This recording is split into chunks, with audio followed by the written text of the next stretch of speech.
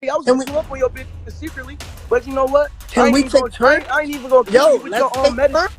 I ain't even gonna kill you with your own medicine. Was about to have a private conversation with your... But guess what? I won't even let you die by your own medicine.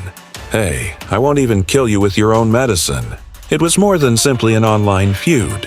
It served as a warning. Let's fast forward to August 17th. Ariella Langosta, 6ix9ine's lover, was discovered shot dead in her Mercedes on a Bronx roadway. Is it a coincidence? No, since Trippie recently posted a terrifying video that some admirers think depicts her last moments and demonstrates his involvement. I have all the information. Let's dissect it. The warning shot. Both the streets and the screenshots are truthful. Trippie just released what may be the most ruthless warning shot in hip-hop history, while the majority of you were asleep. We are discussing a video purported... My dad, who you talking about? Who you talking about, bro? What do you mean what I'm talking about? What dad homies you talking about? Are you gangster? You know I'm gangster like that. Where you at? Nigga, I'm in Brooklyn. Capturing the last moments of Mahia Polano's life, Ariella Langosta. On August 17, 2025, the 33-year-old Dominican influencer was discovered shot several times in her vehicle. However, this goes beyond the awful demise of a single woman. Daniel Hernandez, also known as Tekashi69, is receiving a message that his history is finally coming back to haunt him, and that the repercussions will be more deadly than anyone could have predicted. My dad, you said. What are you discussing? Bro, who are you referring to? What do you mean by what I'm discussing? Which homies are you referring to? You are a criminal. That's how gangsta I am, you know. Where are you? I'm in Brooklyn. Where am I? What do you mean? The purportedly uploaded video from Trippie isn't just any other social media post. This security footage, according to those with knowledge, shows Langosta's last moves before she was found slouched behind the wheel of her opulent Mercedes SUV on the Cross County Parkway. This release's timing made the message very evident. In this video, Trippie admits to 6ix9ine that he is well aware of what transpired with his girlfriend. More significantly, he is announcing to the world that no one associated with the rainbow-haired snitch is above the law. Now, let's face it, this is a serious situation. Ariella was more than just a random 570,000 follower Instagram model. This woman, who starred in 6ix9ine's 2023 music video for WP, was a member of his inner circle and has been characterized as a love partner or close friend by a number of publications. It's no accident that someone so close to you gets touched. It's a statement. And it's a clear declaration of war when a video of their last moments begins to circulate on the channels of your worst adversary. Why? I'm just curious as to why. What did you say? Why did you say that? I'm just curious as to why. Why, for example, why? Because I'm injured. Because I'm hurt. And I have a genuine problem with these two that goes much beyond the usual rap rivalry crap. We are discussing a feud that began in 2017 when both artists were just starting out in the game. However, most people are unaware of how personal this issue has become. After they worked together on polls in 1469, Trippie accused 6ix9ine of planning an attack on him in New York, which caused the first controversy. However, that was only the start of a conflict that would last for years and reportedly claim lives. The streets never forget and remember everything. Trippie was there when 6ix9ine was acting untouchable, tossing money around and getting high on his 9-trade gangster blood ties. Trippie was taking notes when Daniel Hernandez made the decision to save his skin by cooperating with federal agents and testifying against his own team.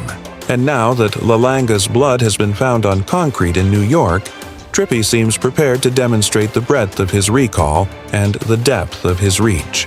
Not without a prediction, that is. That's only because that nigga is uninteresting. Man, I have to admit that this check shows the worst. All right, you all have seen me now. I was attempting to speak with reason. Yo, listen, man. Why would you even do this? I asked, as in, why would you have to engage with his adversary in order to make a point? The manner in which Langosta died is what adds to the ominousness of this circumstance. According to the police, it was probably a targeted attack rather than a random one. Furthermore, nothing is ever a coincidence when you're dealing with someone who has ties to 6ix9ine, a man who actually testified against some of the most deadly members of the criminal underworld in New York. Trippie supposedly has access to video of her last moments, which implies a degree of preparation and coordination that surpasses ordinary street fighting. This woman was not merely a victim of sporadic acts of assault. She worked in the nightlife scene at locations like Opus Lounge and Icon, New York, where connections are deeper than most people realize and information flows like water. Being associated with someone like 6ix9ine, who destroyed every relationship he had in the criminal world, makes you a target not only because of who you are, but also because of what your removal signifies. Man, this is a lesson in learning. Everyone can learn from it, even young rappers and those in positions of authority. Because of your talent, you are now relevant to the general public, the mass market, and the mass media. The story here is actually told by the timing of everything. Investigators describe Langosta's elimination as a professional hit. And within days, a video purportedly capturing her last moments begins appearing on Trippie Red-related channels. Leaked surveillance is not what that is. That's a trophy on exhibit. That person is claiming that they not only participated in the planning, but also recorded the implementation for future generations. And the message becomes unavoidable when that person is 6ix9ine's longest-standing adversary. The connection to a pattern that has been developing for years is what makes this whole situation so unsettling. In 2018, it was alleged that 9 members of Trey Gangster Blood abducted Ley Langosta because they thought she was one of 6ix9ine's girlfriends. She was already being exploited as a pawn in the bigger scheme of Daniel Hernandez's illicit connections at that point. Some of the debts in this game take time to collect, but they always do so in the end. This is implied by the fact that she survived that encounter only to die years later, in what seems to be a much more planned and conclusive declaration.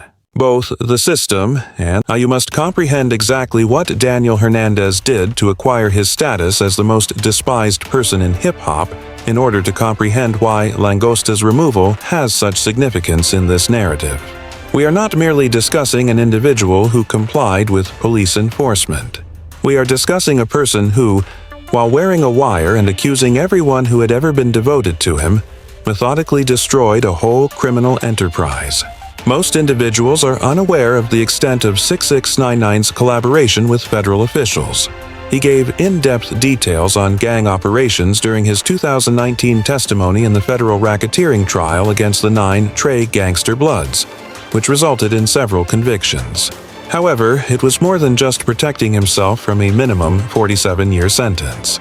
It was about systematically dismantling all the connections and relationships he had established within the criminal underground.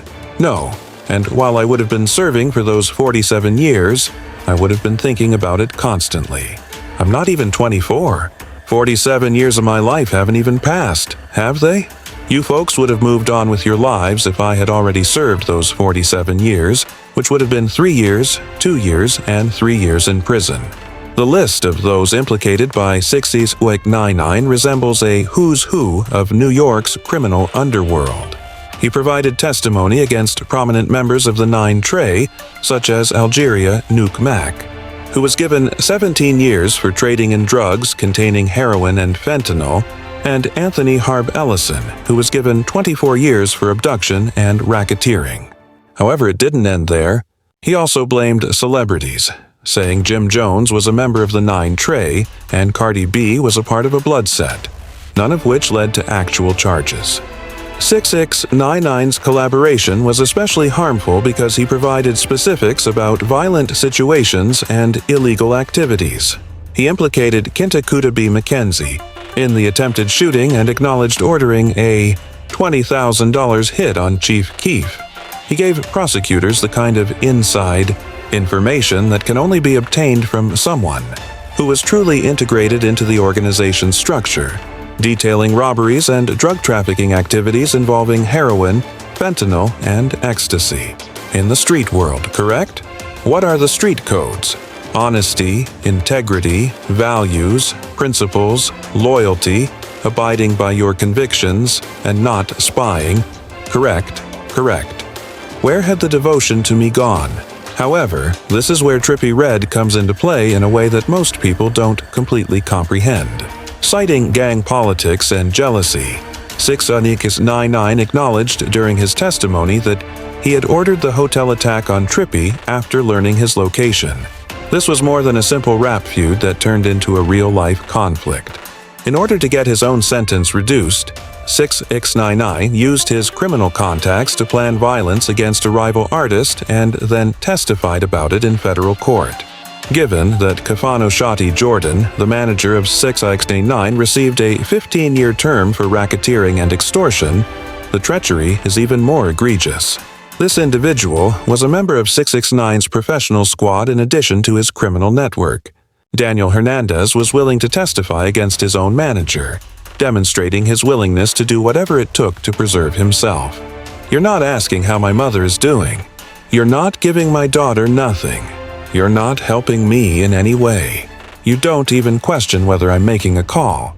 6ix9ine's assistance in dismantling the 9 Trey Gangster Bloods wasn't from a little team.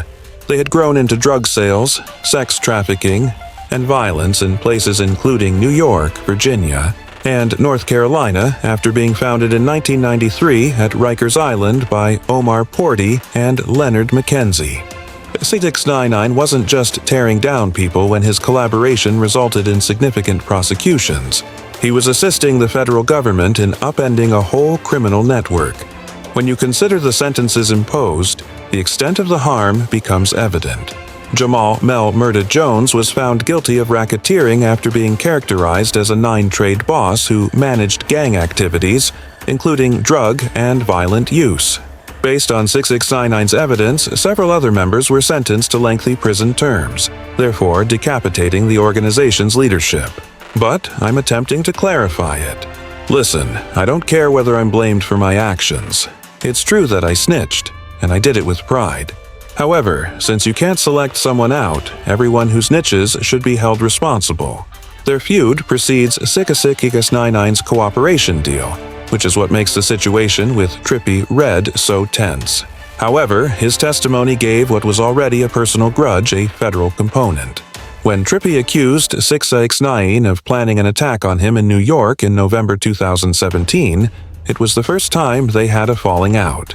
However, 6ix9ine effectively acknowledged that he had targeted Trippie via criminal ties when he later testified about ordering that attack. That changes their dispute from a rap feud to something far more serious. It is impossible to overestimate the psychological impact of 6ix9ine's collaboration. In addition to destroying relationships, testifying against one's own criminal associates makes adversaries who have nothing left to lose.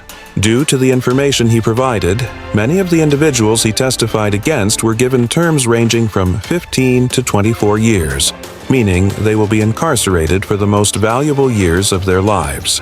Someone who betrays you like that is never forgiven or forgotten. The fact that 6ix9ine's participation had an impact outside of the courtroom is especially pertinent to the La Langosta case. Testifying against a criminal organization does more than merely turn the people you directly implicate against you. You turn their friends, family, co-workers, and everybody else who suffered because of the prosecutions that came about as a consequence of your cooperation into your foes. How many battles did you fight under that flag? I received hundreds of them. Rat packs constituted my first 40 fights. How many fights did you get into? When the odds were stacked against you, how many times did you have to stand up in this, It appears that there is a large and well-organized network of people seeking retribution against 6ix9ine, as evidenced by the claim that Trippie Redd has access to video of La Langosta's last moments. This goes beyond personal grievances. This seems to be a planned effort to get rid of everyone associated with Daniel Hernandez as a form of retribution for his prior collaboration and a message about the long-term repercussions of abandoning street loyalty. The reckoning.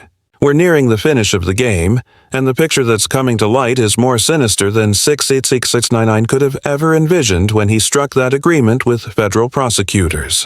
One woman caught in the crossfire isn't the only reason Langosta She has been criticizing him for being a bad father as he was flaunting his new relationships on social media. Even his own family issue has become part of the public narrative of 6ix9ine's treachery, as demonstrated by YouTuber Steve's 2024 gift of Melina and Soraya cash and a Birkin bag while denouncing him as a rat and abuser. Sarah Molina is not alone in the harmful pattern. The stress of being a walking target impacts every part of his personal life, making him incapable of maintaining stable relationships. This is demonstrated by his later relationships with other women, such as Jade and his more recent relationship with Yilin Lamas Viral, which ended in domestic violence charges in 2024. These connections frequently turn into public spectacles that put those close to him under even greater peril and scrutiny. In these streets, his cooperation has had equally dire financial repercussions. After his release, 6ix9ine secured a $10 million contract. But by 2025, the IRS was selling his jewels, plaques, and other assets at auction, indicating serious financial difficulties. This is more than just bad money management. The subject of this story is someone whose earning potential has been irreparably harmed by industry blackballing, and whose expenses of living have continued to rise despite his income falling precipitously. In hip-hop, the money stops flowing and the bills keep coming when you're called a snitch. But take a look at this. The financial burden extends beyond missed record deals. Arrests for domestic abuse in January 2024 and assault in October 2023 in the Dominican Republic further exacerbated his legal issues. In other words, he is continuously paying for attorneys, bail, and court costs. Additionally, you have to spend money on security, safe houses, and maintaining a low profile when you're always in danger. All expenses that deplete your remaining funds. Man, can someone beat the Mo 669? He consistently receives publicity that makes everyone appear crazy. It's functioning. Following 6ix9ine, there has been a steady and increasing trend of violence that has been coming from all sides. His adversaries were not just the 9 tradebloods he had testified against. In March 2023, he was attacked in a Florida gym sauna by individuals who were later recognized as members of the Latin Kings. It was an obvious message. Because of his cooperation, he became a target for several criminal organizations, who viewed him as a representation of everything they hated about treachery and disloyalty. Nor was the incident at the gym a random pounding. It was symbolic and well coordinated. These were no ordinary gym-goers who were agitated over equipment. These powerful members of the Latin Kings singled him out, beat him up, and sent a message that spread throughout the criminal underground. Daniel Hernandez was not safe anywhere, as evidenced by the fact that it took place in a public gym during the day. The Langosta scenario, however, is especially concerning since it signifies a development in the assault against 6ix9ine. He had been the direct target of earlier attacks, but killing someone in his inner circle sent a different message. It claims that even those who were not directly involved in Daniel Hernandez's participation will suffer consequences for their contact with him, and that being close to him is a death sentence in and of itself. Still, they did it. They went outside and stayed for perhaps 3 or 4 minutes. It seems that Trippie Redd plays a bigger part in this growing campaign than most cats know. Since 2017, their feud has persisted.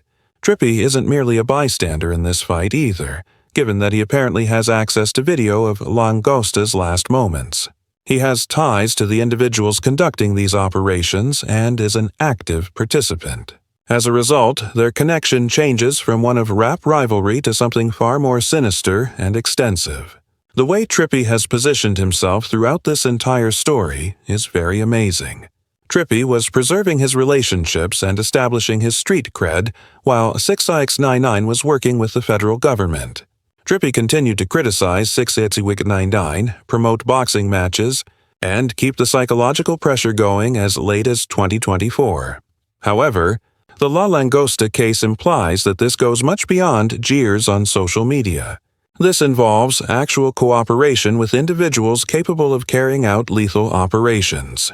In these settings, it is impossible to overstate the psychological warfare element of broadcasting video of La Langosta's removal. Killing someone associated with 6ix9ine isn't the only goal here. The goal is to record that elimination and then use it as a means of intimidating him. Trippie isn't merely taking credit when he releases the video. He's proving that 6ix9ine's cronies are being methodically pursued and that their last moments are being documented as prizes. Please quit elevating these women to the status of celebrities. You mean to keep it around because you are unsure of who is truly supporting you. Even after you're finished, they'll either simply leave or they're going to engage in a clout-chasing tactic. The wider ramifications for the future of 6ix9ine are becoming more dire. No cap. Probation violations for drug possession and unapproved travel are among his most recent legal issues, indicating that the stress of constantly being in danger is affecting his mental health and decision-making. People who live in constant fear of being assassinated frequently make worse decisions that make their issues worse. But here's what makes the whole thing so twisted.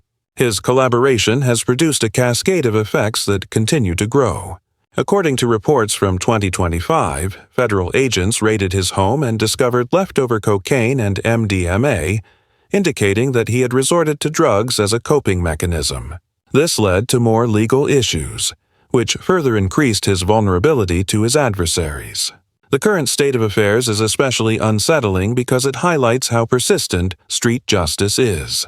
Langosta has a long history with 6ix9ine, and her prior involvement in a 2018 kidnapping case in which 9 Trey members thought she was his girlfriend indicates that she was already targeted long before she was finally removed. This implies a degree of preparation and endurance that renders everyone in 6ix9ine's life susceptible to being a victim, not just today, but for years to come. That's what Trippie would do if he were a fool. He wouldn't, though, if he had any common sense. Alright, since you're acting foolishly and have that dumb brand tattooed on your face, it's likely that he won't ever date you again. Your goddamn self just got a permanent L. Alright. Since his participation, 6ix9ine has been subjected to extensive and ongoing industry black